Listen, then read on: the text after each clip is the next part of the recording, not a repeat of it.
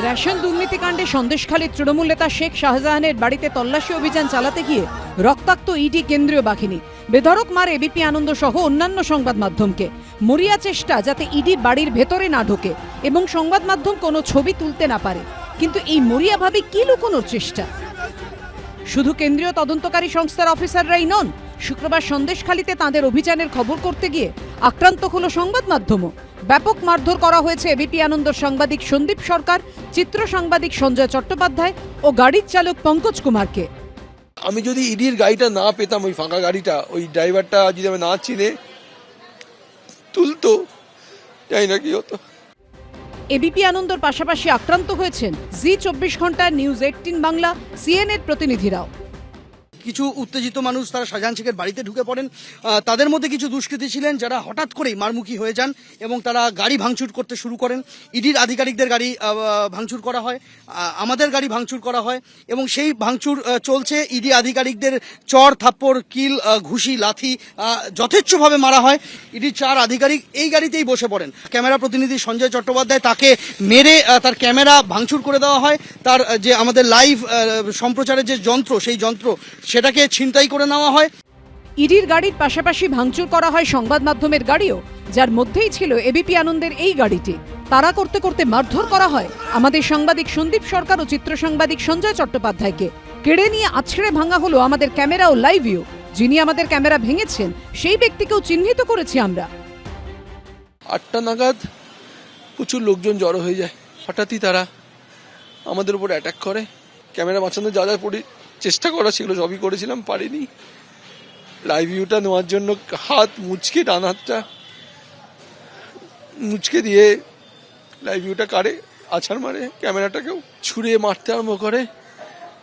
এলো পাথারি 50-60 জন লোক কোথা থেকে মারতে আরম্ভ করে। আমি যে বাঁচবো, ক্যামেরাটাকে নেওয়ার জন্য যেতে যাচ্ছে, আরও মারতে আমাকে অনেক দূর অব্দি নিয়ে যায়। তারপর একটা ইডির গাড়ি ভাঙা অবস্থায়, সেও পালাচ্ছিল। সে আমাকে দেখে চিনতে পারে। ইডির গাড়িটা ফাঁকা, ভাঙা, চুরমার, সেই গাড়িতে উঠে আমি পালাই ক্যানিং দিয়ে।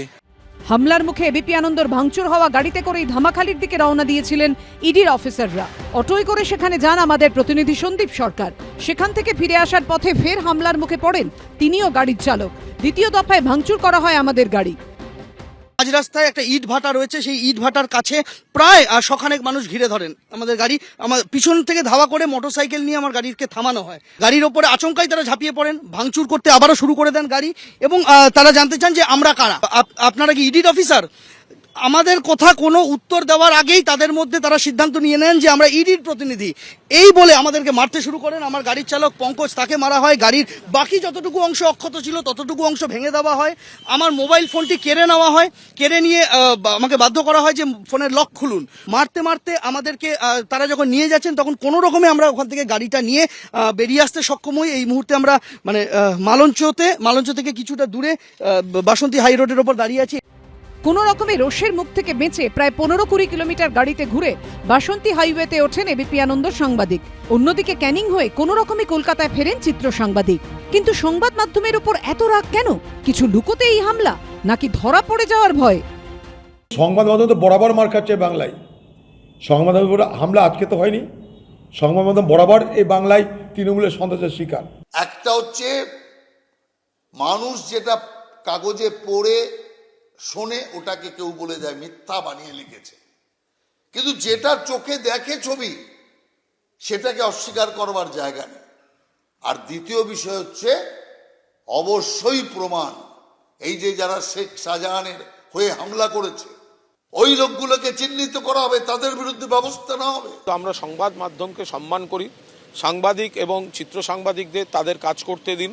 কোনো অবস্থায় সংবাদ মাধ্যমের উপর আঘাত কাম্য নয়। আমরা এর তীব্র নিন্দা করছি। এর আগে 2015 সালের বিধাননগরে পুর ভোট হোক কিংবা 2019-এ রায়গঞ্জে লোকসভা ভোটে বাধা দেওয়ার অভিযোগের খবর করতে গিয়ে এভাবেই মার খেতে হয়েছিল এবিপি সাংবাদিক ও ক্যামেরাম্যানকে। বীরভূমে বেআইনি বালি খাদান ও রাস্তার ধারে বেআইনিভাবে বালি মজুতের খবর করায় বোমাবাজি পর্যন্ত করা হয়েছিল এবিপি আনন্দর প্রতিনিধি গোপাল চট্টোপাধ্যায়ের বাড়িতে। সন্দীপ সরকার, ঝিলম করঞ্জাই ও রুমা পাল, এবিপি আনন্দ।